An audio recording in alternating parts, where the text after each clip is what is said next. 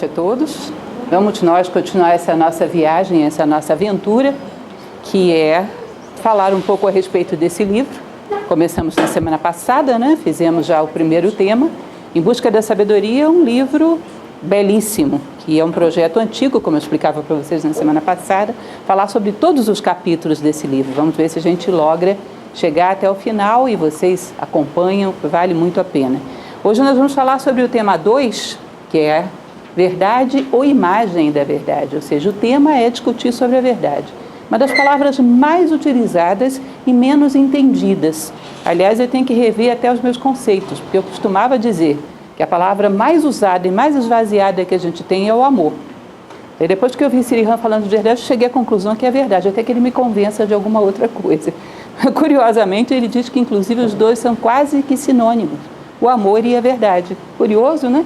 Que ninguém chega ao verdadeiro amor sem primeiro passar pela verdade.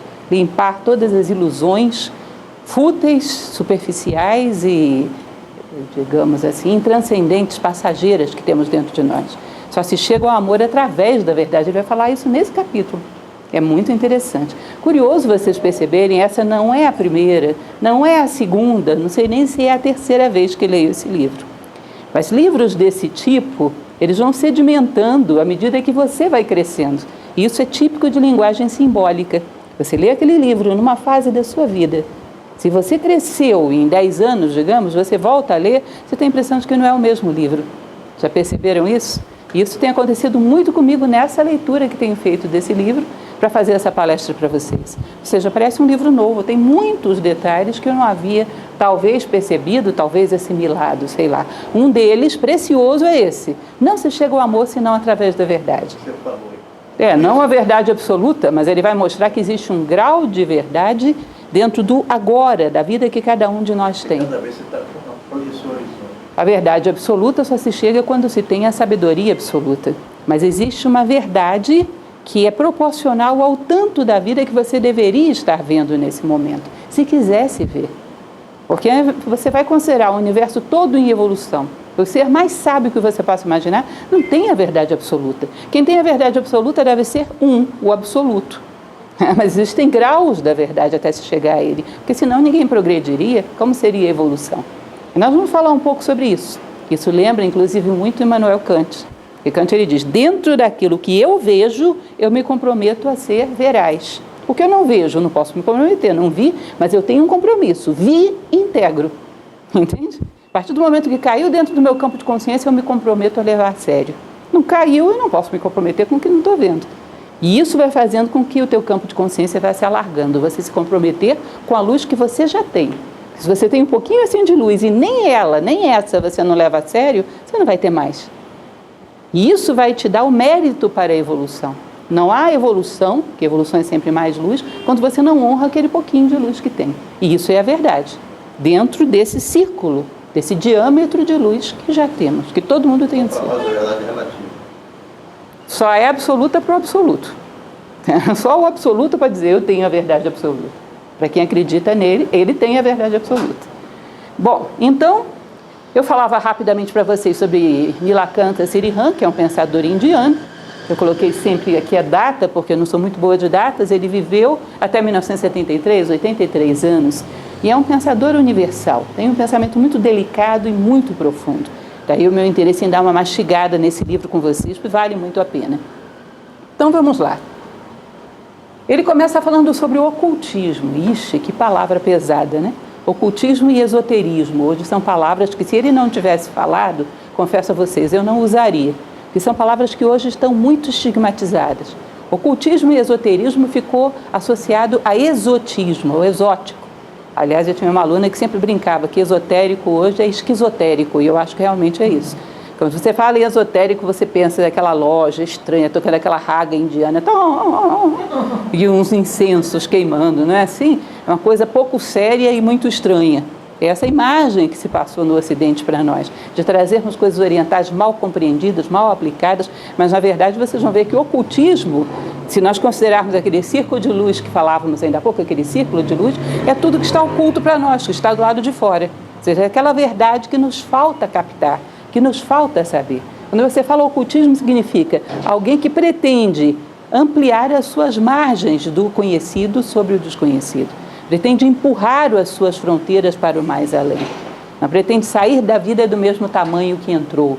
Esoterismo significa o interno, em contraposição ao exoterismo, que é a casca. Nós passamos a vida inteira só conhecendo, às vezes, a nossa própria casca. Seres que vieram ao mundo para sobreviver, procriar, envelhecer, morrer e fim de papo. Isso é uma casca, isso é uma superfície. O que somos, em essência, é esoterismo. Saber quem é você e o que você veio fazer no mundo é esoterismo, porque está interno. Não está visível, não está, digamos assim, à primeira vista. Você precisa mergulhar dentro de si próprio. Esoterismo e ocultismo, nós poderíamos dizer que é sinônimo de busca da essência de todas as coisas, na sua versão séria. Porque, como eu falei para vocês, hoje são palavras que a gente tem que usar com muito cuidado no Ocidente. Obrigada. Então, o ocultismo não é o exótico, é a ciência que trata dos fatos, da verdade. E ele vai dizer, olha, quando você olha a ciência, inclusive, originalmente a filosofia era chamada de filosofia natural. Perdão, a ciência era chamada de filosofia natural porque se assemelhava muito à filosofia nos seus primórdios. Critérios muito sérios. Ele diz, a verdadeira filosofia, a filosofia esotérica, ela tem critérios semelhantes a que você tem que ter para achar o bóson de Higgs no acelerador do CERN. Ou seja, você tem que ter equações precisas, não pode errar 1 milímetro. Ele é criterioso, ele é sério e ele não está predisposto a improvisos.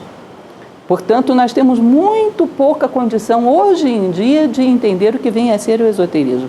É um campo onde nós adentramos com muita aventura e fantasia e pouca seriedade. Tá? Então, ele já começa falando sobre isso. O ocultismo não é exótico, não é esquizoterismo, é ciência que trata dos fatos, da verdade. É preciso e poderia ser quantificável por algum tipo de matemática. Aliás, Pitágoras fala sobre essa matemática. A matemática que seria capaz de se aplicar à essência dos seres. Que ele diz que é tão preciso quanto a aparência, ou talvez até mais. Tá? Então, o ocultismo trata de vida e de consciência. Só quando a vida se baseia na verdade, adquire sabedoria, com brilho e beleza diferentes. Essa semana, inclusive, me mandaram um vídeo.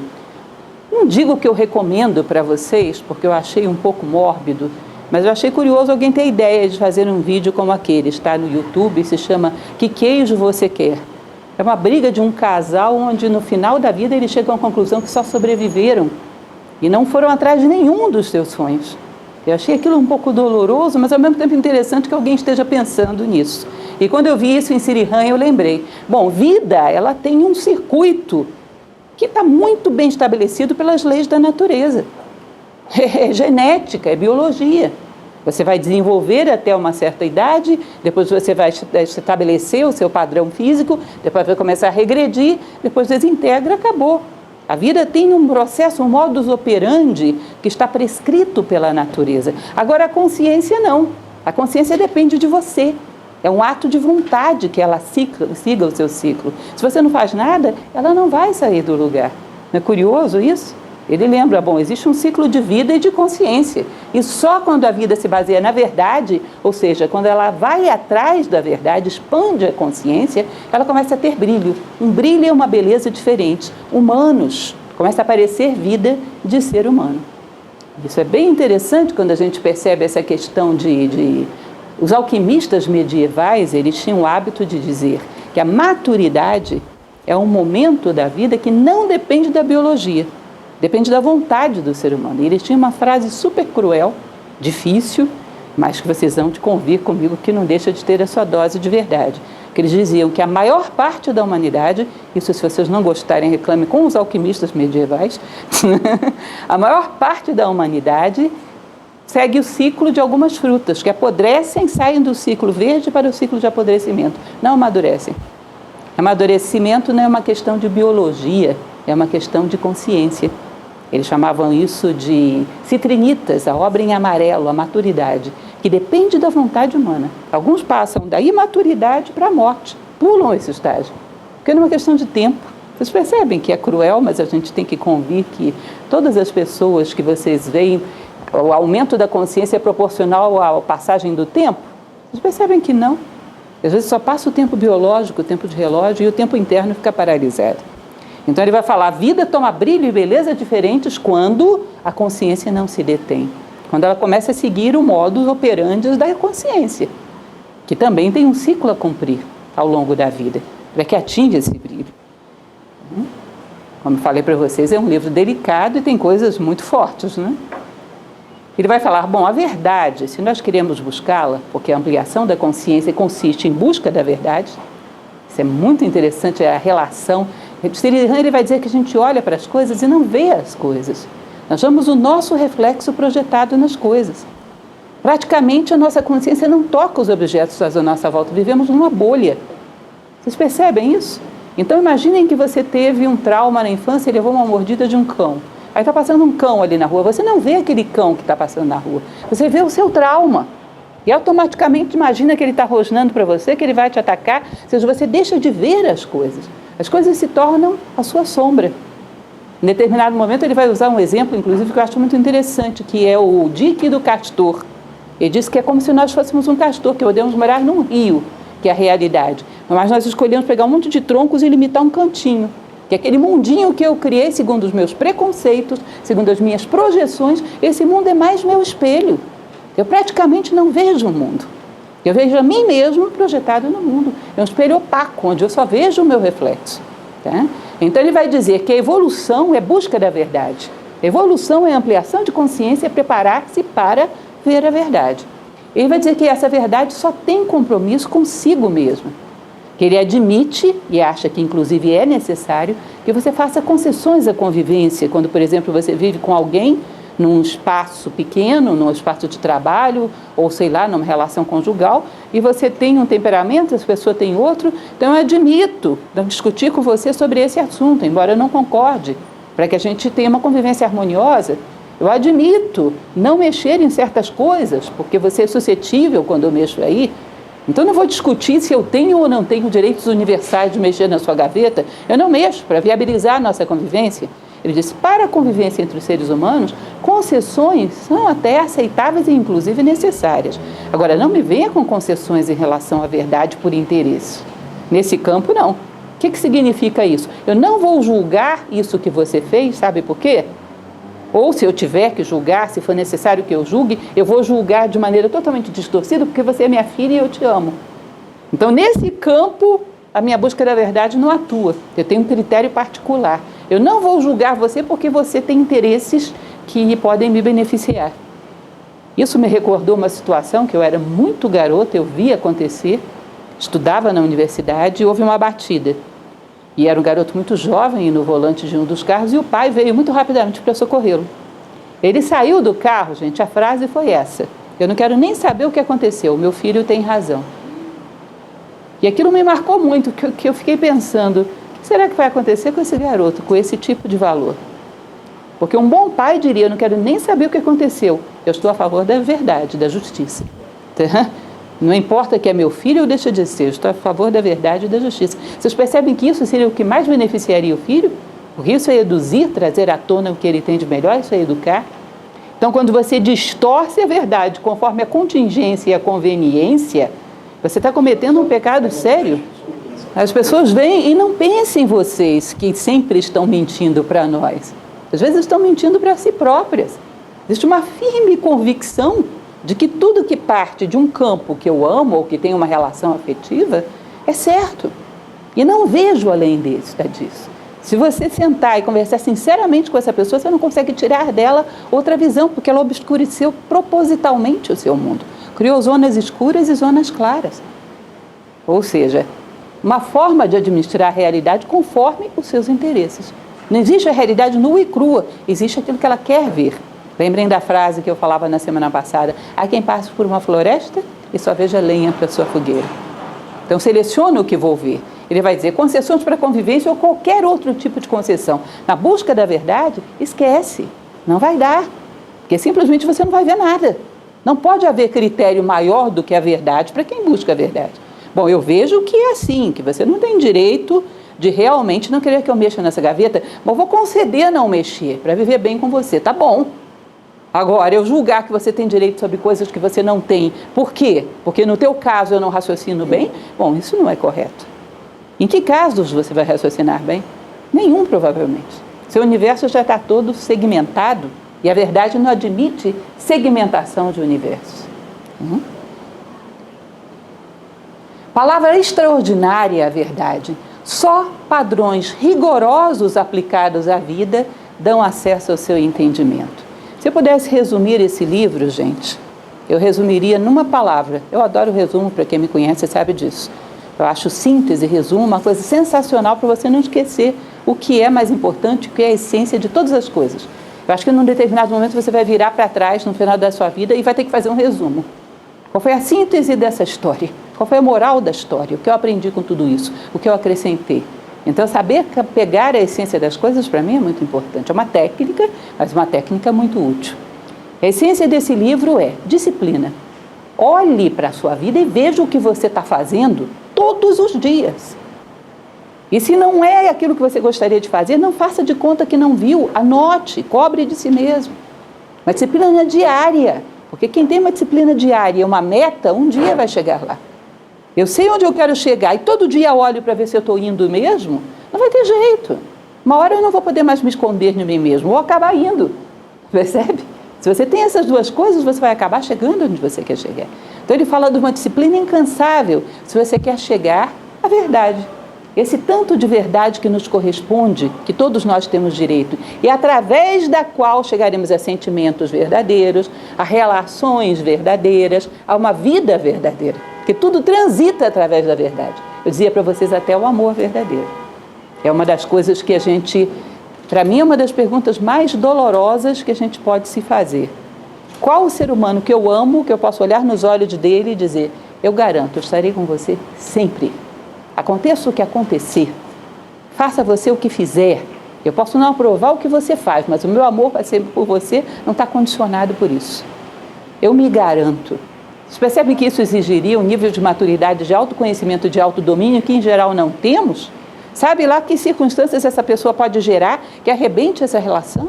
Sabe lá o que ela pode vir a fazer? Você se garante? Você não se conhece tanto assim para se garantir. É como um carro, você não pode garantir que qualquer situação da estrada você vai controlar ou evitar um acidente se você não é um excelente motorista. Você não conhece bem a estrutura desse carro e de como comandá-lo. Se não dirige bem, meu caro, dependendo das condições da estrada, você não se garante. Conhecer bem um carro é a verdade desse carro, é uma parcela da verdade. Então é uma coisa interessante, isso sempre me lembra um exemplo que eu dou muito constantemente, mas vocês vão me perdoar, vou ter que dar de novo, que é uma anedota que se conta de Immanuel Kant. Se diz que na universidade, ele era um professor prodigioso, todo mundo adorava as aulas dele, e ele fazia parte de um período onde a razão estava muito em alta. E um aluno virou para ele e falou, professor, nós somos tão racionais hoje, né? Que bom que nós superamos aquela Idade Média supersticiosa, aquela antiguidade, hoje nós somos tão racionais. Acho que ele vira para esse aluno e diz, quem é racional? Me mostre uma pessoa que seja racional. Você sabe o que é ser racional? Imagine que você teve um desentendimento com um vizinho. Transforma você no fator A, o vizinho no fator B. E desenvolve uma equação matemática pura e limpa em cima dessa situação. Plá, plá, plá, plá, plá, plá, plá. Chegou à conclusão que eu estava errado. E em cima dessa conclusão lógica, matemática, sem inclinações, você toma uma decisão. Vai lá e pede desculpa para o vizinho. Quem faz isso? O que é que normalmente você faz? Chega para a tua razão e diz, dá um jeito de provar que quem está certo sou eu. Não é isso que faz? Você faz da sua razão uma sofista. Dá um jeito, desenvolve aí uma equação que no final o certo seja eu. Você vicia o seu raciocínio. Por inclinações. Como? Sim, com certeza. É outro. Vicia já de início. Ou seja, você faz a pergunta já com resposta pré-determinada. Vocês conhecem esse tipo de... É muito comum. Às vezes uma pessoa que escreve sobre uma religião sendo seguidor de outra. Uma pessoa que escreve sobre uma tendência política sendo seguidora de outra. Ela já não começa a escrever com a intenção de provar que o outro está errado? Ou seja, é um sofisma, desde a primeira página, não existe busca de verdade aí. Tá? E isso vem das nossas projeções sobre as coisas. Posições prévias que para nós são mais importantes do que a verdade. Ou seja, se eu acho que a minha posição política é a verdadeira, eu acho que eu já tenho a verdade. Se eu acho que eu já tenho a verdade, eu não vou buscar. Eu simplesmente desenvolvo uma lábia para convencer você da minha verdade. Isso já dizia Sócrates, e Platão ecoa esse ensinamento do mestre, que o maior impedimento para buscar a verdade é achar que já se a tem. Sócrates costumava dizer que se alguém diz eu tenho a verdade, tem duas possibilidades. Ou ele tem mesmo, e é um sábio completo, ou não sabe nem o que é verdade, é um ignorante completo. E nenhum dos dois casos serve para filósofo. Um porque já passou muito e o outro porque nem entrou. Filósofo é um cidadão que sabe, eu não tenho a verdade absoluta. Mas vou buscar com honestidade a verdade dentro daquilo que me cabe ver. Né? Então é uma palavra extraordinária. E a presença dela na nossa vida também tem efeitos extraordinários. Ver as coisas como elas são, imagina? Sem nada de artifício. Como elas são. Acho que é algo maravilhoso, é ver uma parte de Deus. É um mistério, isso é um mistério. Percepções comuns, preconceitos, predileções, ilusões prazerosas e superficiais. Ele diz que é assim que a gente vê as coisas. Sombras. Ele lembra, inclusive, mais adiante, um pouco o mito da caverna de Platão. É uma passagem muito famosa do filósofo Platão, onde ele diz que as pessoas, ao invés de olharem para os objetos, escolhem ficar olhando para as sombras. Ou, pelo menos, são aprisionadas por algum tempo, só tem essa opção.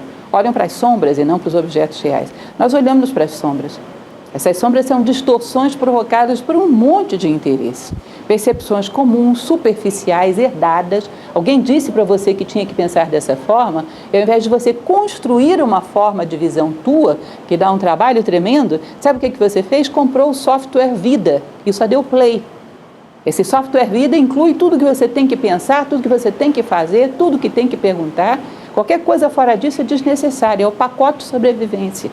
Então tem muito de comodismo nisso. Além de comodismo, tem às vezes interesses pessoais que vão te levar a algum tipo de prazer. O prazer de ter, ou seja, algum ganho material, ou pior ainda, o prazer de achar que somos, que é o interesse emocional. Ou seja, se eu vejo as coisas dessa forma, eu pareço mais importante do que sou, eu pareço superior às pessoas quando não sou, ou seja, o prazer emocional, o prazer astral do destaque. Essas coisas distorcem a realidade à nossa volta. Vocês vão ver que ele vai falar de algo que é muito importante, que é a separatividade. Em última instância, gente, ou em primeira instância, como preferirem, superar as ilusões é superar a separatividade. Esse recortar a minha personalidade do mundo e dizer, eu vou colocar toda a minha energia para destacar isso. Ao invés de trabalhar para me encaixar no mundo e ver o todo. Eu vou colocar toda a minha energia para fazer com que esse montinho de matéria orgânica, com uma psique e uma mente dentro, se torne o mais importante do universo. E aí, quando eu conseguir alguma coisa, puf, morro e toda essa energia foi perdida. Ele diz, o avanço se dá em direção à unidade. Vocês vão ver que todo tipo de distorção da realidade se dá por separatividade, por egoísmo. Eu insisto em querer que a minha personalidade leve vantagem em tudo. Seja para parecer melhor, seja para ter mais, seja para parecer ser mais. Ou seja, há um interesse pessoal. Alguma promessa de prazer, alguma promessa de compensação egoísta que faz com que eu veja as coisas distorcidas. Ou não veja as coisas que deveria ver. Tá? Então ele diz, isso nos faz facilmente subornáveis pelos demais. Existe uma coisa cruel, que eu já falei um pouco para vocês na primeira palestra, e que vocês hão de convir que é assim mesmo. Nós criamos máscaras daquilo que nós gostaríamos de ser, que não tem muito a ver com aquilo que somos. Gostaríamos porque é uma imagem de sucesso, é uma imagem que é aceita. Mas quem mais acredita nessa máscara somos nós mesmos. As pessoas, em geral, veem o que somos e o que queremos parecer. Então, é uma máscara que, normalmente, quando as pessoas querem te manipular, elas fazem de conta que estão vendo a máscara, quando, na verdade, estão vendo o seu rosto. Então, imagine uma pessoa vaidosa. Esses são fáceis demais de manipular, que querem parecer que são os bons. E eu quero tirar vantagem dele. O que eu vou fazer? Nossa, você é bom, hein? Puxa, nunca vi uma pessoa como você. Aliás, por que você está misturado com essa gentinha, uma pessoa boa feito você? Olha, se eu fosse você, eu qualificava mais as suas amizades. Poxa, um cara feito você é especial. Opa, isso te dá prazer. Essa pessoa você vai fazer o que ela quiser. Vai fazer de você gato e sapato. E é comum sermos manipulados dessa forma. A pessoa está vendo o teu rosto, é um medíocre, um idiota, um bobo, um vaidoso. Mas eu tenho algum interesse nele, vou explorá-lo. Então faço de conta que vejo a máscara. Todo explorador trabalha com a manipulação da nossa máscara. Porque normalmente todo mundo vê melhor do que nós mesmos. Às vezes uma criança vê melhor do que nós mesmos. Olha e diz, que bobo. E nós achamos que somos muito bons. Tá? Então, isso nos faz tremendamente subornáveis, manipuláveis pelos demais. Pagamos para que ele nos dê prazer. Fazemos o que ele quer porque ele nos dá prazer. E aí vem os aduladores, não é? Que, como dizia Plutarco, é como se fosse um inseto grudado à orelha daqueles que amam a glória. Esses são os aduladores. A filosofia indiana, ele vai dizer que é um dos povos, e é fato, qualquer livro que você pega vai falar sobre o conceito de verdade. Mas ele vai dizer, apesar de falar tanto, falar é diferente de honrar na prática. Você não pode dizer que a Índia seja o lugar que as pessoas mais vivem a verdade. Existe uma distância muito grande. Aliás, sabe-se lá onde as pessoas mais vivem a verdade, né? Porque não fazem isso em grupo, não estão todas concentradas num lugar só. Então, na verdade, a palavra é muito distante da vida. Então, um conceito muito comum dentro da filosofia indiana, mas muito pouco honrado na prática. Ele vai dizer que a verdade e a imagem da verdade são duas coisas muito diferentes, mas a gente tem a impressão de que uma delas serve tanto quanto a outra. Isso está muito entranhado na nossa cultura. Nós temos a impressão de que parecer é a mesma coisa que ser. Já fizemos a nossa parte. Parecemos honestos, parecemos simpáticos, parecemos sociáveis, parecemos gostar das pessoas, sem fazer nenhum esforço para realmente gostar das pessoas, para realmente ser mais sociáveis, para realmente sermos simpáticos. Não, já cumpriu o seu papel social a máscara, porque eu vou mudar meu rosto. Ele diz que essas duas coisas, hoje admite-se a máscara como algo mais do que suficiente. Ele cita inclusive um diálogo de Platão, que é o Hípias Menor, onde Platão vai tratar sobre, na verdade, o conceito principal é a mentira, mas ele acaba falando da verdade. E fala sobre essa distância. E eu, inclusive, trouxe para vocês, inclusive esqueci de trazer, hoje trarei na semana que vem para os que estiverem aqui, mas nós temos um filósofo brasileiro, que é muito pouco conhecido como filósofo, mais como escritor, que é Machado de Assis. Ele tem um conto, Machado de Assis, se vocês não conhecem, leiam, porque isso está em domínio público. Se chama O Segredo do Bonzo. É uma comédia, é engraçadíssimo. Eu xeroquei isso para trazer para vocês e esqueci em casa. O Segredo do Bonzo é Machado de Assis contando uma história, uma alegoria de um determinado sacerdote que tinha uma doutrina, o pomada, que tinha a doutrina dos pomadistas, que dizia que você saber e parecer saber são a mesma coisa, e uma dá muito mais trabalho do que a outra. Então basta você parecer saber. Prático, você tem o mesmo resultado com menos esforço. E aí ele desenvolve toda uma história em volta disso, que é a tal da doutrina do bonzo pomada. É engraçadíssimo, muito divertido, vale a pena ler. Machado de Assis tem filosofia pura naqueles contos dele. Aliás, também nos romances, né? Muito interessante.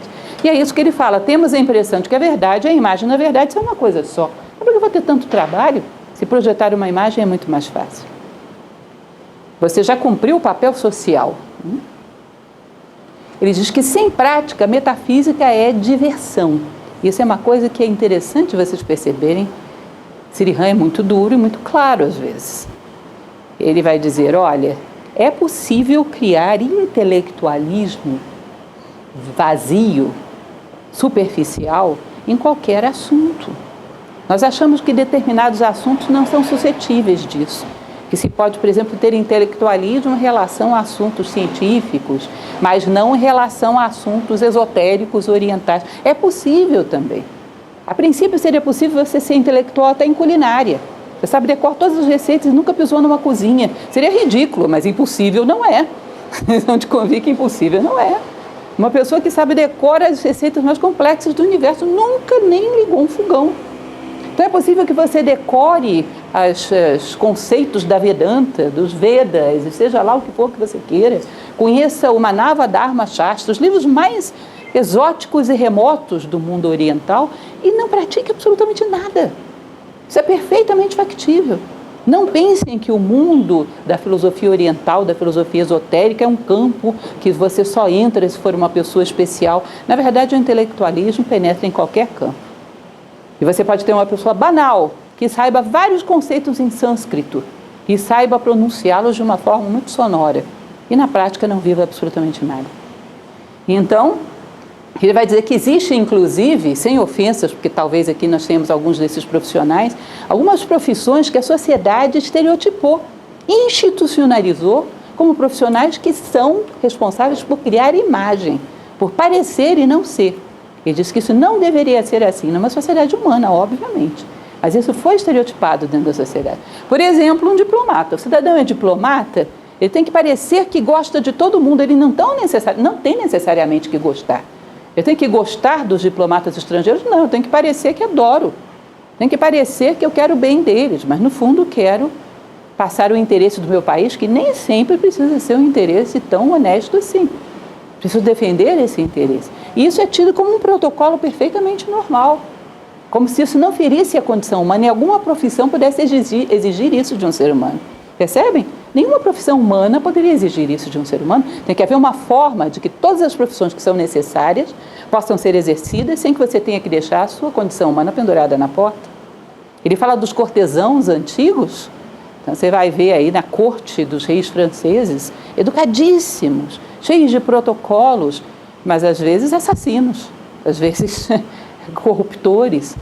Aliás, havia uns bastidores da corte francesa, que eu não preciso falar para vocês, todo mundo estudou muito bem isso, ou seja, era só uma aparência, não tinha nada de profundo. Ele fala do comerciante, que muitas vezes também se coloca isso. Perfeitamente natural que eu adule você, se eu quero vender alguma coisa para você, ainda que eu perceba que isso não é o que você quer, não é o que você precisa, não é bom para você, mas eu preciso sobreviver.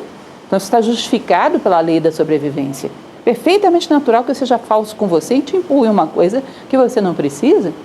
Você percebe? Ou seja, é um distanciamento da verdade que se admitiu como protocolo profissional. E mais, ele vai falar de advogados que têm que fazer a pior razão parecer a melhor razão num tribunal. Convencer os jurados de que uma coisa absolutamente mentirosa é verdadeira, e não importa se ele faz isso, ele é um bom advogado. Ele não é um mentiroso, nem um trapaceiro, é um bom advogado. Vejam que curioso, ele vai dizer, bom, isso é insólito, nenhuma profissão deveria exigir isso do ser humano. Mas adiante ele vai falar também da propaganda, que tem que criar uma imagem que não corresponde absoluto ao objeto que está sendo oferecido, para ele ser atraente, não para ser veraz. Bom, como se exige de uma pessoa uma coisa assim? Isso não poderia ser exigido. Para ser tal coisa, você tem que deixar a condição humana do lado de fora da porta. Bom, então você não deveria ser tal coisa. Essa profissão tem que ser possível sem isso. Busca do êxito depende dos outros e, portanto, admite muitas vezes essas concessões. Eu faço o que for preciso. Não, peraí. Peraí, o que for preciso, não. Eu faço o que for humano. O que for humano. Dentro disso, sim, o que for preciso. Fora disso, não. A verdade não admite concessões. Viver a verdade não é só falar a verdade, mas também não pretender ser aquilo que não somos. Aí vem o nosso amigo Jung, né, que fala de uma coisa chamada inflação do ego. Lembra desse conceito? É estarmos no segundo degrau e vivermos como se estivéssemos no 20º. Isso é absolutamente perigoso, porque mais cedo ou mais tarde teremos uma queda grande e nem no segundo degrau às vezes não conseguimos nos equilibrar mais. Ou seja, não aceitar aquilo que somos. Isso muitas vezes não vem de uma maldade ou de uma má intenção.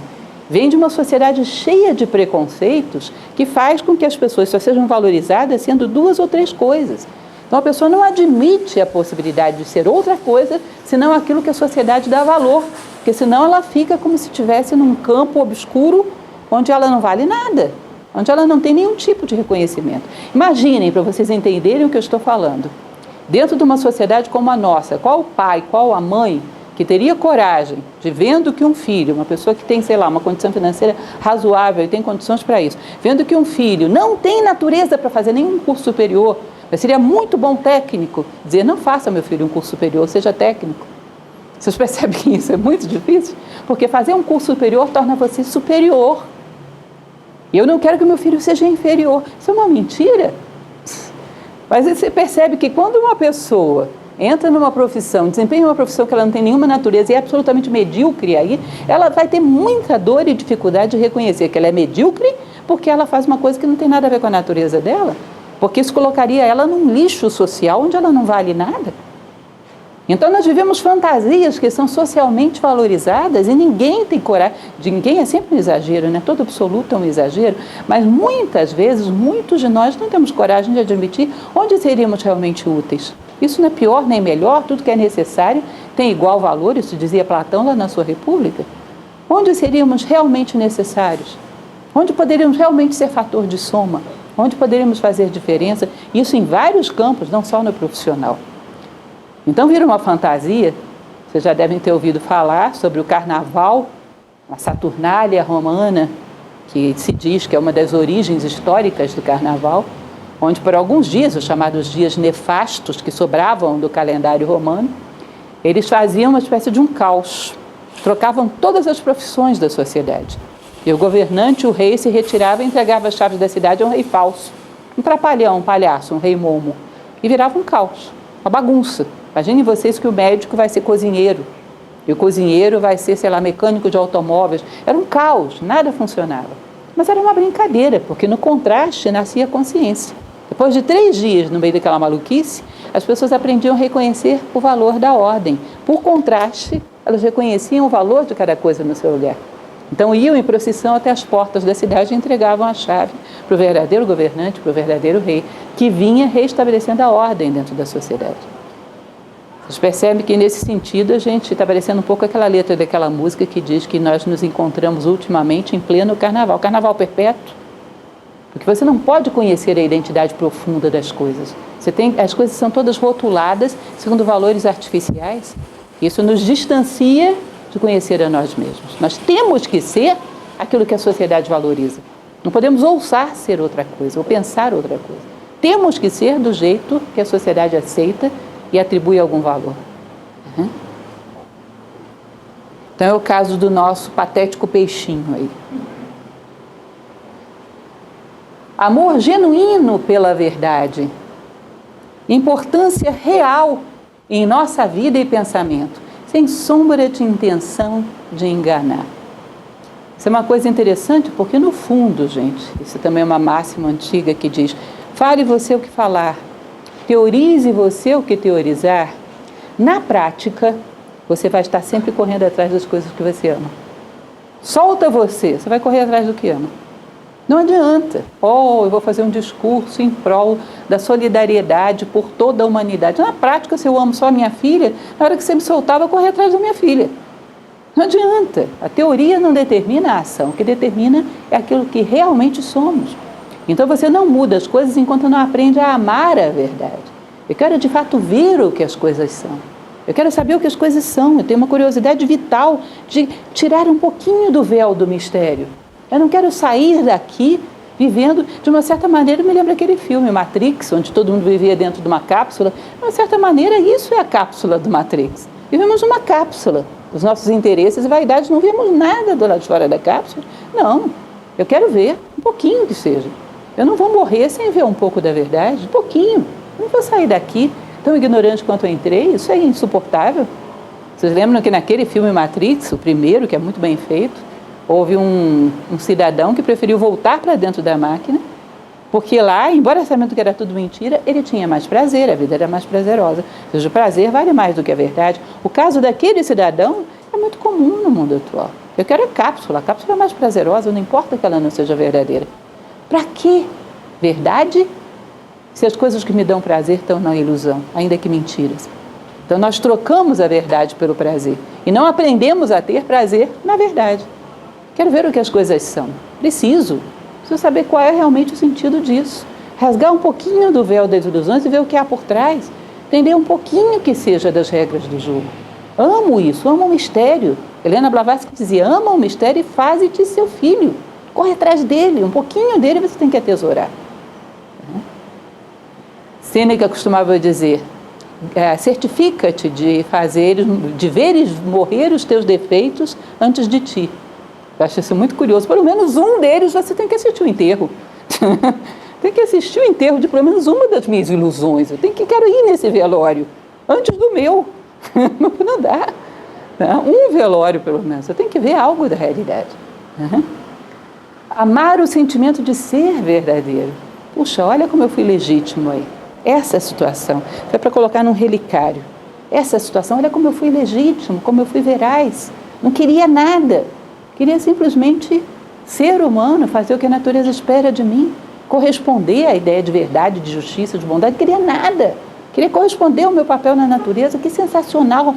Deixa eu colocar... Por isso Platão dizia, os homens na história que foram capazes de fazer isso, deviam ser colocados numa posição de destaque pelos governos, para a humanidade estar sempre olhando para eles, para ver que isso é possível e acreditar que isso é possível.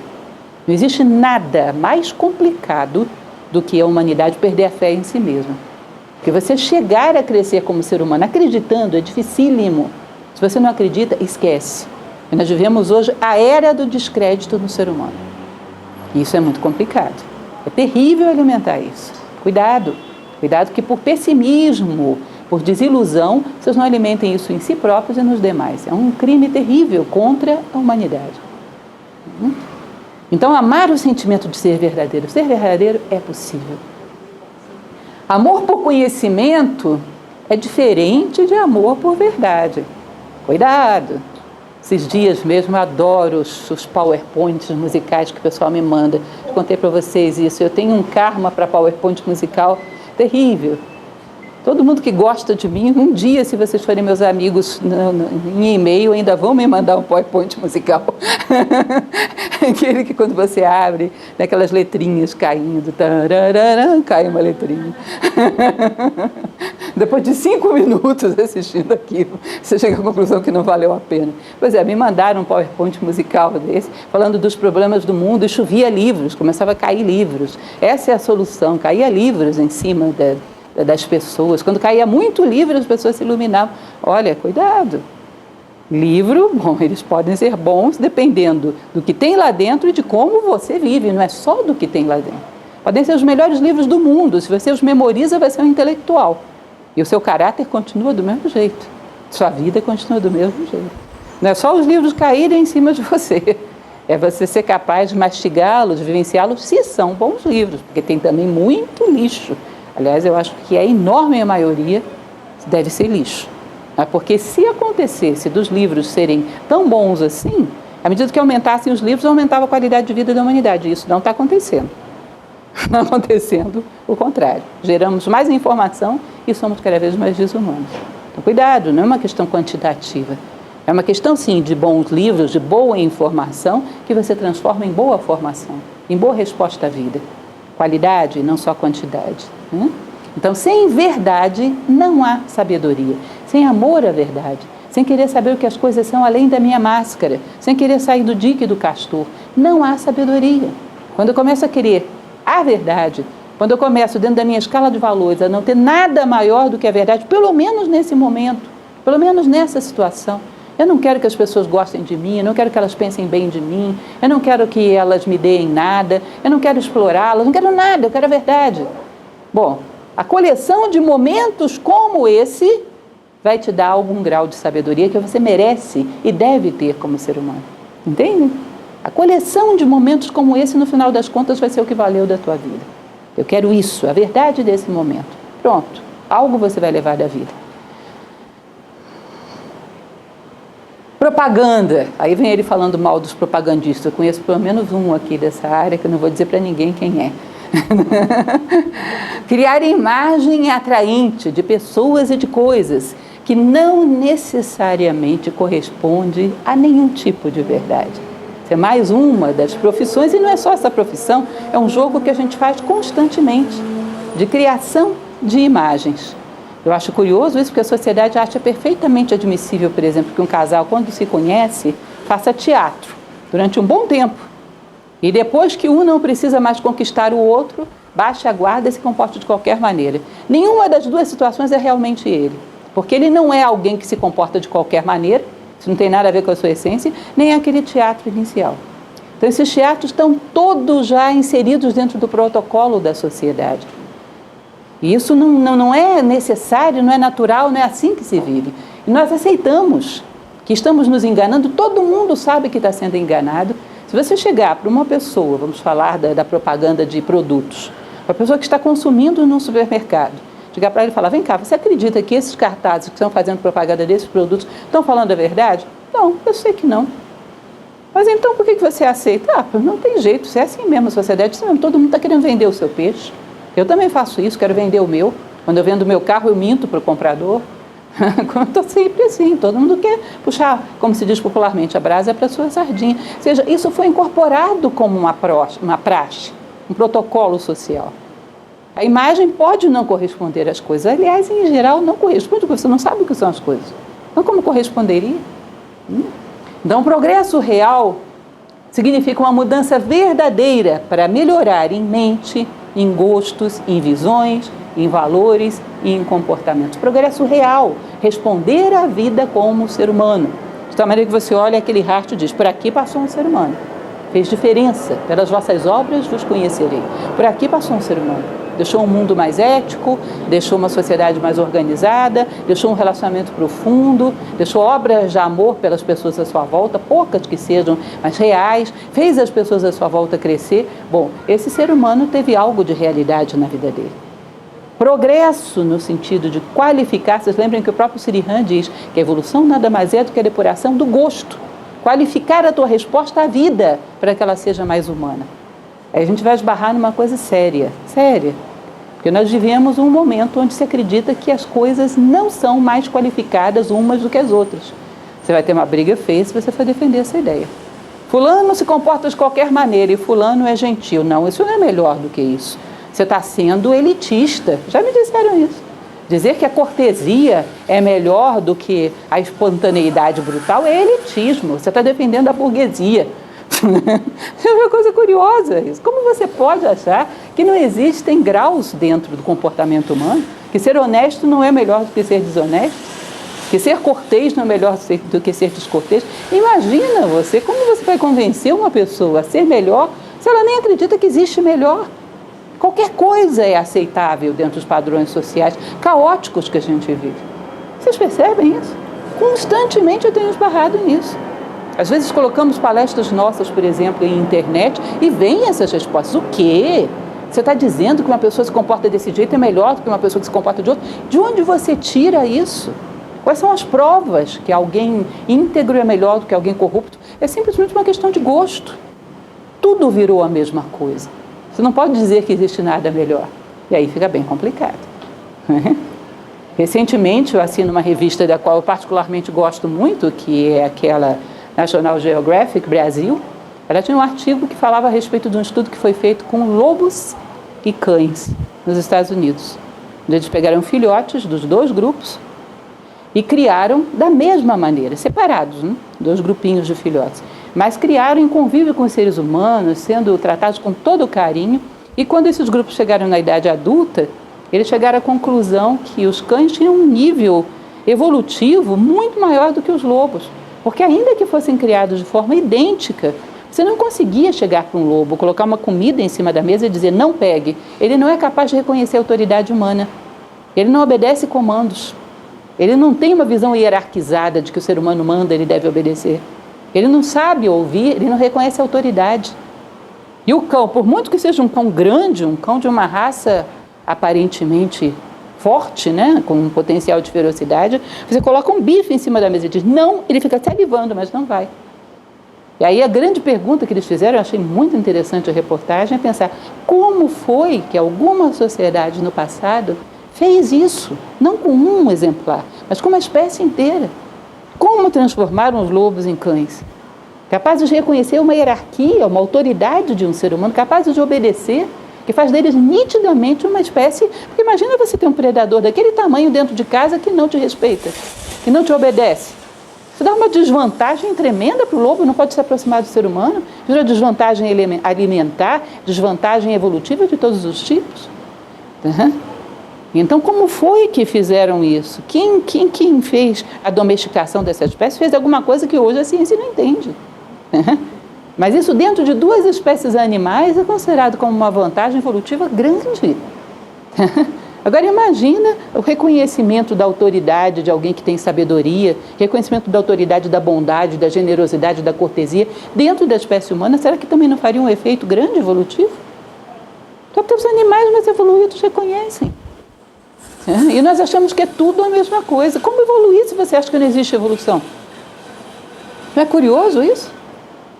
Só um pequeno exemplo, eu sei que eu dou bilhões de exemplos e deixo vocês confusos de tanto exemplo, mas essa é uma história que eu vivi que eu achei muito interessante. Eu tinha um aluno, muitos anos atrás, E eu contava em sala, dentro do nosso curso de filosofia, a respeito de um clássico indiano, que é o Bhagavad Gita, um dos clássicos mais famosos da tradição indiana. E esse clássico fala de um jovem Arjuna lutando, é uma luta simbólica, para crescer como ser humano, lutando para conquistar virtudes e vencer os seus defeitos. E esse jovem chegou para mim e falou, essa filosofia não serve para mim. Por que não serve para você? Porque eu não quero ser melhor do que eu sou, eu estou satisfeito assim. Era um garoto de uns 18 anos. Eu estou satisfeita assim, não quero ser melhor do que eu sou. E eu me vi diante da situação de ter que encontrar uma resposta para um garoto de 18 anos que estava satisfeito com o que ele era. Aos 18 anos de idade, ele ia fazer o que com o resto da vida? Eu me veio uma ideia bizarra na época. Eu falei, imagine que você tem uma quantidade X de dinheiro no bolso e você quer comprar um aparelho de som. Ah, você quer comprar um aparelho de som? Eu tenho um que eu vou te vender. Ele está lá em casa, eu vou vender para você por um precinho bom. Só tem um problema, uma das caixas de som não funciona bem, ela está com um defeitozinho. O toca-disco CD está assim dançando um pouco. O rádio não pega todas as estações. E tem um disco de vinil, mas o braço está quebrado. Mas o resto está ótimo. O que é o resto? Não sei, né? Suporte de vasinho, não tem resto. Você vai querer um aparelho de som desse? Claro que não. Dentro do limite de dinheiro que está dentro do seu bolso, você vai querer o aparelho de som mais próximo do ideal, né?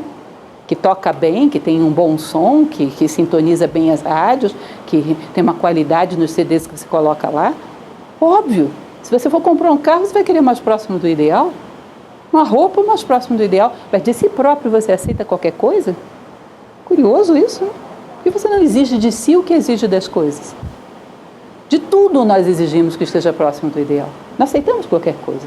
O limite das nossas possibilidades, queremos o melhor, porque para nós qualquer coisa. Não é um conformismo bem medíocre? Então é lógico que fica difícil você convencer alguém a buscar a verdade quando essa pessoa acha que não precisa de nada. Precisa ter e não ser. A lógica da vida foi tão absorvida a ponto de matar no ser humano essa sadia ambição de sair daqui mais humano do que ele entrou. Fazer diferença na sua vida e na vida das pessoas. Isso é terrível, gente. Terrível. É uma coisa difícil de reverter. Virtudes imaginárias criadas para obter vantagem, lucro, glória, não funcionam. Ou seja, nós criamos toda uma imagem e às vezes até isso é uma necessidade social, vamos falar sobre isso. Elogiar, glorificar sem sentimento real pela pessoa e suas qualidades gera uma bolha e depois desilusão e reações. A nossa sociedade, o ser humano psicologicamente, Platão já dizia, ele necessita de heróis. Heróis são uma referência, uma esperança. Relembram ao homem o quão grande ele pode chegar a ser. Como a nossa sociedade não tem essa cultura de glorificar a imagem de homens bons, heróis, ela cria em substituição a isso ídolos populares. Então se tem os ídolos de Hollywood, que esses são referência para o mundo todo, né? Ídolos da música popular, ídolos do cinema, que são seres humanos. Imaginem vocês se a gente pegar toda a humanidade e pegar um ser humano mediano, um pai de família honesto. Um herói seria uma pessoa que teria que estimular o ser humano a crescer. Os ídolos, em geral, são inferiores a esse homem mediano. O homem mediano costuma ser mais equilibrado do que ele, mais sadio do que ele, às vezes com menos vício do que ele. É lógico que se o ídolo está abaixo do mediano, ele puxa o mediano para onde? Para baixo. E é uma imagem absolutamente artificial, criada, desenhada em prancheta pela mídia. Um desses atores, um desses cantores, você não sabe quem é o ser humano que está por trás daquilo. É uma imagem toda produzida. E aí você percebe aquele fenômeno curioso, engraçado, que nem a psicologia, nem a sociologia, nem IA nenhuma explica, que é o fã-clube. Vocês sabem me explicar o que é o fã-clube? Por que um ser humano fica desesperado por um ator, por um cantor, arranca os cabelos, chora, faz desesperos, e dali a 10 anos não lembra nem que ele existe? Não é um negócio meio cruel isso, não? E esse ser humano, vocês acham que fica como? Vocês sabem como terminam esses atores, atrizes de Hollywood? Como é a velhice deles? Alguns se suicidam. Eles acreditam que eram realmente amados. E de repente, lata de lixo. Nada, não eram nada, foram consumidos.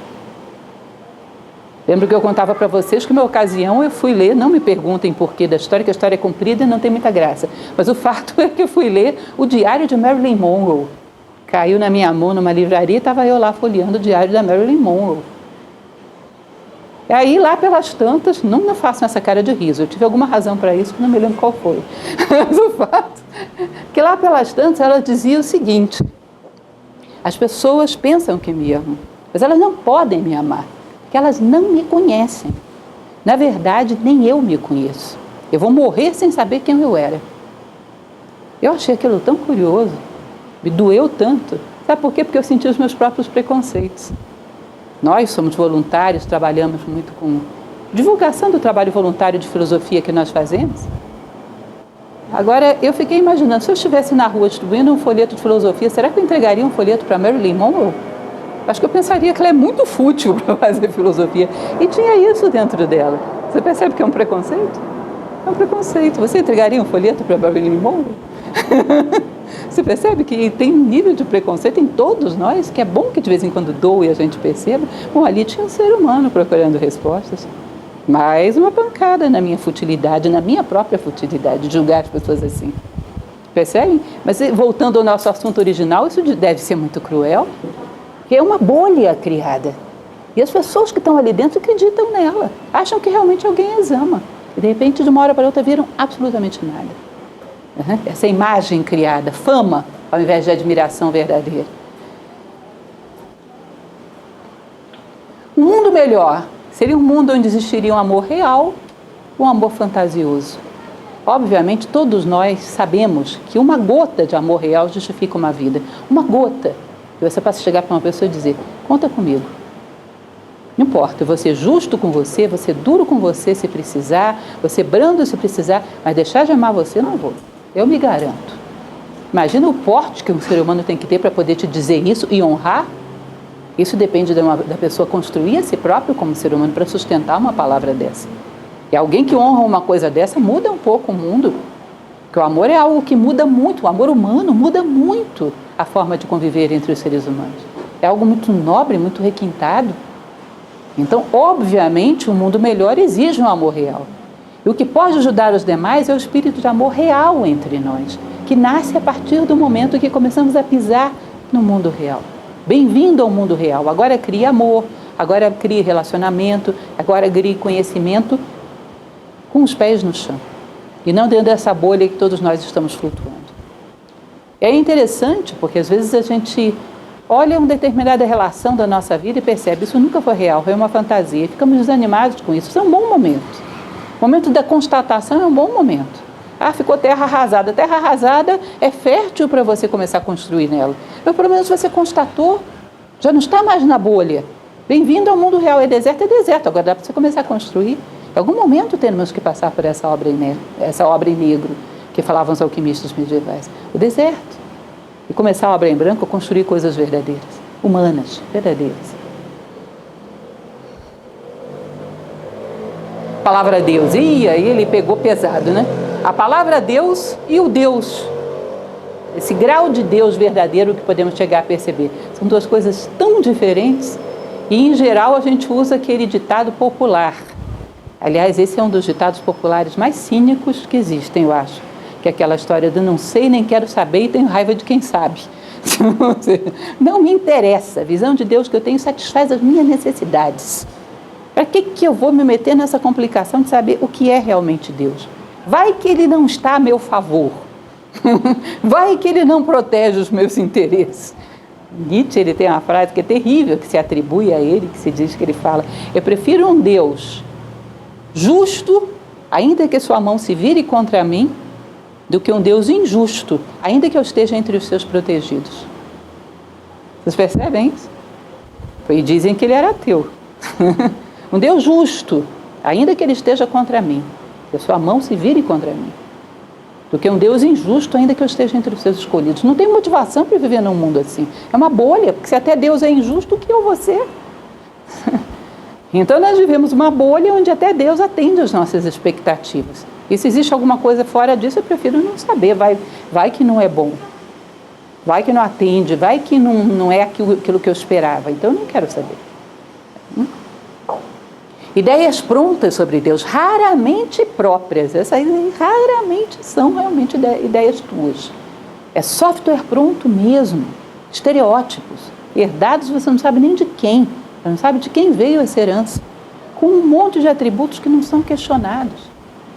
Nós temos uma mecânica bem simples, que numa determinada passagem um autor muito antigo chamado Mário Rosso de Luna, ele falava sobre as 1001 Noites, Aladim e a Lâmpada Maravilhosa. Ele fala que os contos da 1001 Noites são muito esotéricos, tem muito de sabedoria oculta. E ele diz o seguinte, que o mito de Aladim com a Lâmpada Maravilhosa é a relação que a gente tem com Deus. Eu acho isso ótimo. Que ele diz, Deus não está em todos os lugares. Ele está preso dentro da lamparina de uma determinada crença, de uma determinada religião, de um determinado conjunto de valores. O que você tem que fazer? Executar um determinado procedimento. Esfregar 3 vezes a lâmpada. É isso? Uma vez que você executou esse procedimento, sai o gênio da lâmpada lá de dentro, que é Deus. E para que serve esse gênio da lâmpada? Atender os teus desejos, ele só serve para isso. Para mais nada. Ele não está em todos os lugares, não é Panteus, o universo não é sacralizado. Tá? Ele está só ali, dentro daquele dogma que você acredita. Você executa um certo procedimento estabelecido, que te dizem o que você tem que fazer, ele aparece para atender os teus desejos. É a grande sacada que faz de Aladim um ser especial. Ele abre mão dos seus desejos e liberta o gênio da lâmpada. Se ele liberta o gênio da lâmpada, ele vai estar onde? Em todos os lugares, Panteus. Entende? Ele abre mão dos seus desejos, do seu egoísmo e liberta o gênio da lâmpada. É muito o que ele está falando aqui. E ele diz, bom, houve época, e não deixa de haver de uma certa maneira até os nossos dias, que havia perseguição e destruição de qualquer um que tentasse ter ideias próprias sobre esse assunto. Esse é um dos assuntos mais polêmicos da história. E ainda hoje, ousar falar como você vê a Deus, uma conversa que tem boa chance de terminar em briga, que é como se fosse um assunto que ninguém tem que questionar, ele está estabelecido. Você tem que aceitar determinadas regras desse ou desse grupo ideológico e acabou. Eu amo a Deus. Amar a Deus em geral, amar qualquer ser, é amar os seus atributos. Não é assim? Se eu digo para você, eu gosto de fulano, o que você presume? Eu gosto da maneira como fulano vive, da maneira como fulano fala, da maneira como fulano é. E se eu gosto, eu tento ser assim também. Agora, eu gosto de Deus, eu amo a Deus, e não tento ser justo, não tento ser fraterno, não tento ser bom, é amar um ser e não amar nenhum dos seus atributos? Que amor estranho! O que você ama em Deus? Então, tem muitos elementos aí que ele vai falando para mostrar que nós estamos distantes da realidade, também quando se trata desse conceito, que é um dos conceitos mais fundamentais na nossa vida. E teríamos que ter aí uma relação com algo de real de Deus, porque esse é o néctar da vida. Porque nesse algo de real de Deus está a verdade. Conhecereis a verdade e a verdade vos libertará.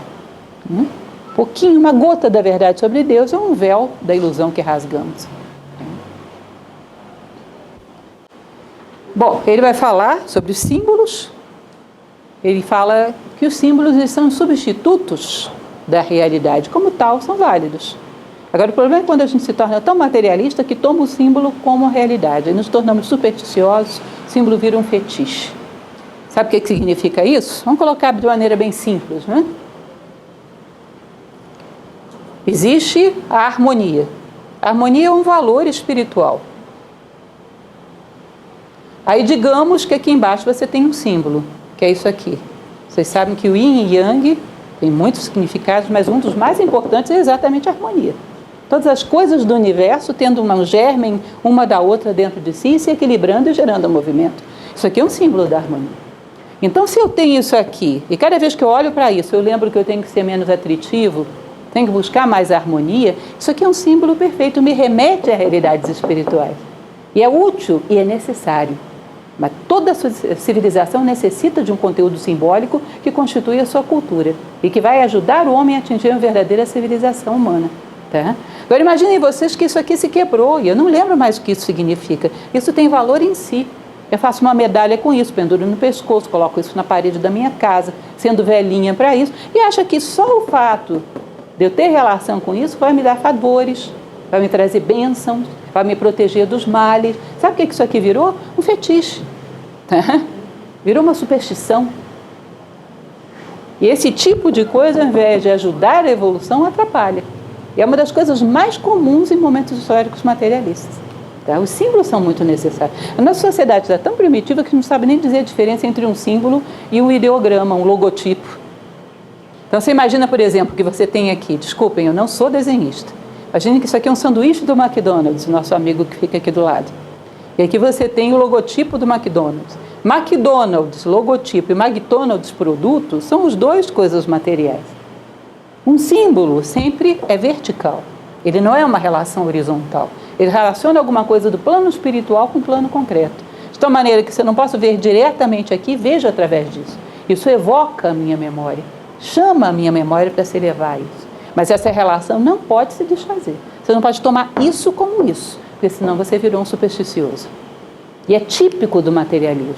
Os símbolos caíram quase que na categoria de logotipo. Eles valem por eles mesmos, não tem mais relação com nada. Entendem isso? Isso é um conceito complexo, que ele diz. É como se fosse o mito da caverna de Platão. O símbolo é uma sombra, você tem que olhar para trás e ver a luz, ver o objeto que está calçando a sombra. Não pode ficar a vida inteira satisfazendo com a sombra.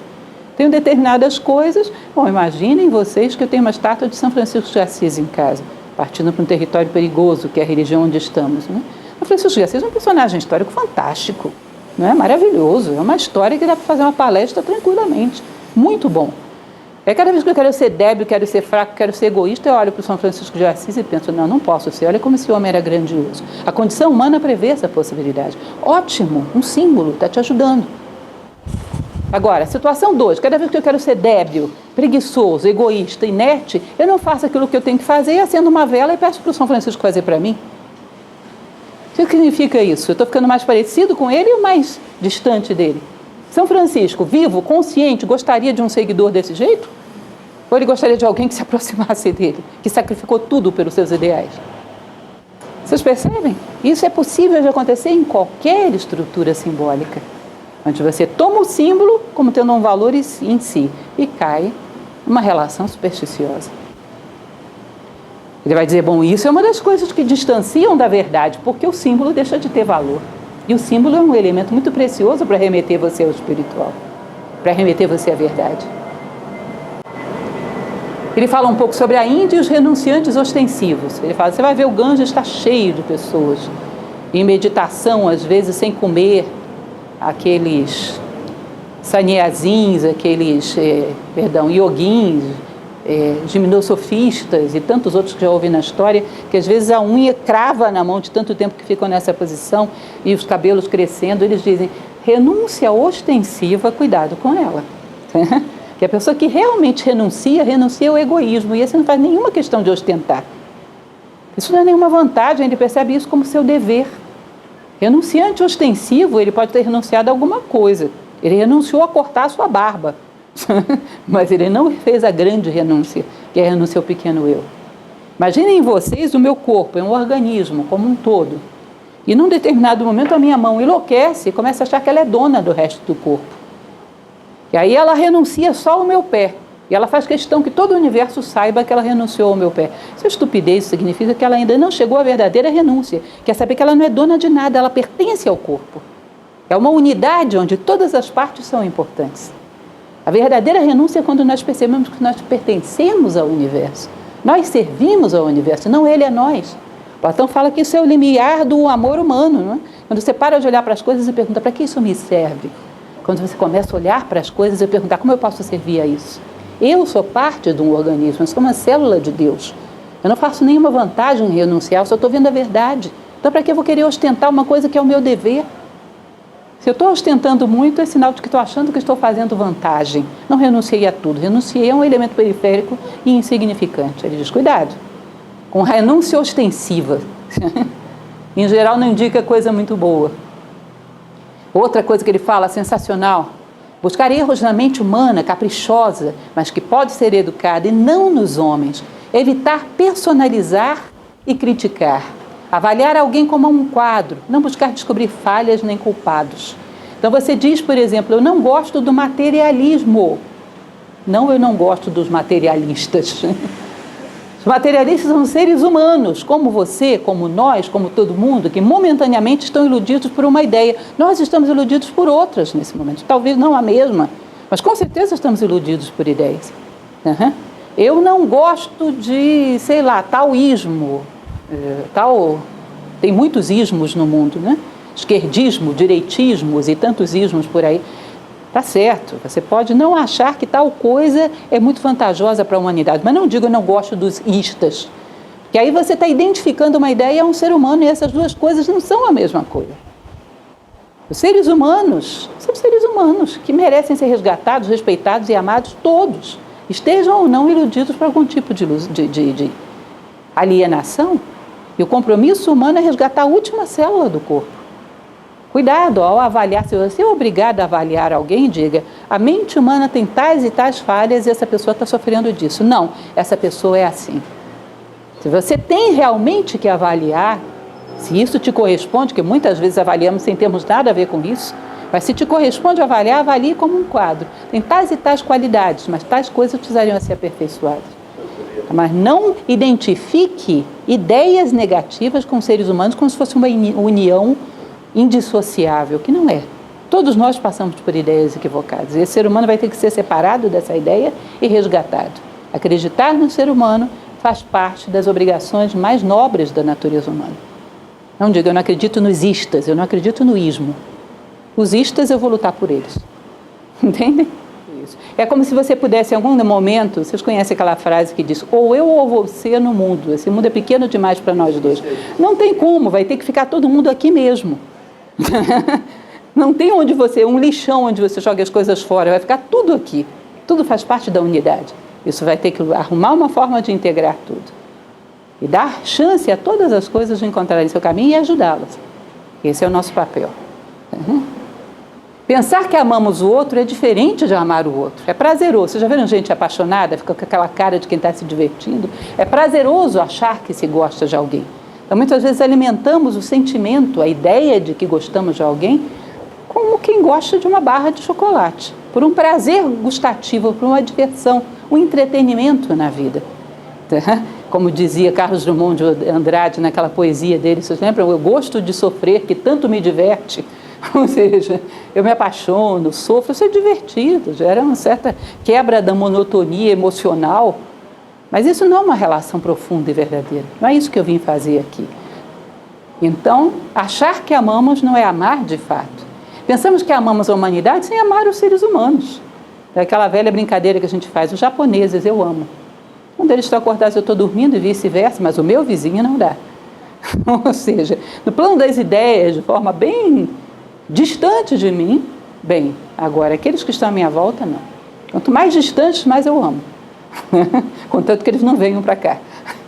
Ou seja, é uma ficção que criamos, que não se aplica à realidade. Utilizar inteligência e discernimento constantes. Lembra que eu falava para vocês que inteligência vem de inteligere, escolher dentre. Escolher dentre as ilusões que eu tenho na minha vida, qual é a realidade. Qual é a relação mais próxima da verdade. Qual é o sentimento mais próximo do real. E como eu posso partir disso e crescer. Constantemente, todo dia procurar. O que eu fiz de real hoje? O que eu fiz de humano hoje? Vou partir disso e ampliar. E ter coragem de trabalhar com uma migalha que seja e partir disso. É uma atitude de coragem. Grandes causas não exigem grandes coisas materiais, mas pessoas com entendimento e sentimentos reais que as componham. Você quer mudar o mundo? Você precisa de pessoas que lutem por essas coisas. Entendimento e sentimentos reais. Um é a consequência do outro. Que a partir daí você muda o mundo. Não se trata de ter coisas, trata-se de ter a si próprio, ser dono de si mesmo. Grandes instrutores espirituais garantem, a verdade pode ser conhecida. Hipóteses e suposições podem ser úteis se não esquecemos o que são, hipóteses. Então nós podemos partir de determinadas hipóteses para nos aproximarmos da realidade. Bom, eu acho que a relação com tal pessoa vai ser viável, mas eu não rotulo e fico a vida inteira mantendo essa relação nesses termos. Vou atrás de cada vez mais verdade na minha vida. Eu acho que talvez essa pessoa não seja uma relação muito boa para mim nesse momento, mas eu parto dessa hipótese e vou aperfeiçoando para travar um conhecimento cada vez mais profundo com essa pessoa, com essa situação, que me permita ter uma relação mais verdadeira. Eu não rotulo e mantenho esse rótulo pelo resto da vida, de tal maneira que eu bloqueie o acesso da verdade à minha vida. Eu não vivo cheio de rótulos. Né? E isso eu acho lindo quando ele diz que grandes instrutores espirituais garantem que a verdade pode ser alcançada. É alguém que chegou lá do outro lado e diz assim, vem que dá. E ele não está falando de qualquer pessoa, houve grandes homens que disseram, dá. É factível para a natureza humana ter a verdade. Vem, que dá. Não perca a esperança. Eu trouxe para vocês, inclusive, um dos versos pitagóricos. Pitágoras tem seus versos de ouro, que são 72, e o 47, eu acho lindo demais, ele diz o seguinte, ele coloca uma série de procedimentos morais e diz, você vai alcançar a realização se você fizer todos esses procedimentos morais. E aí, de repente, ele diz, eu o juro, por aquele que transmitiu a nossa alma o quaternário sagrado. Então, ele diz, se você fizer, vai dar e eu juro. Você sabe o que é o juramento de um homem do nível do Pitágoras? É algo juramentado. Vive dessa forma que eu te garanto, vai dar. Vem que dá, eu juro. Em nome daquele que proporcionou às nossas almas o quaternário sagrado, eu juro. Se você fizer isso, vai funcionar. Eu acho isso muito forte, gente, muito bonito. Grandes homens dizendo, eu vim, então dá para você vir. Isso é uma garantia que dá muita esperança. Sociedade que busca o mistério, deve haver critério para o progresso até a verdade de todas as coisas, sem se contentar com as aparências. O caminho da verdade é igual ao caminho do amor. Seja uma sociedade que busca o progresso humano, busca a verdade, e através da verdade se atinge o amor. Não deixar que os seres humanos se acomodem. Eu estou feliz em ser só o que eu sou. Ampliar fronteiras. Querer ter uma questão de honra, que é aquela que dizia Sêneca. Certificar de ver e morrer os nossos defeitos antes de nós. 1 ou 2 que sejam, mas não sair do mesmo tamanho que eu entrei. Somar, fazer diferença, tanto para mim mesmo quanto para o mundo.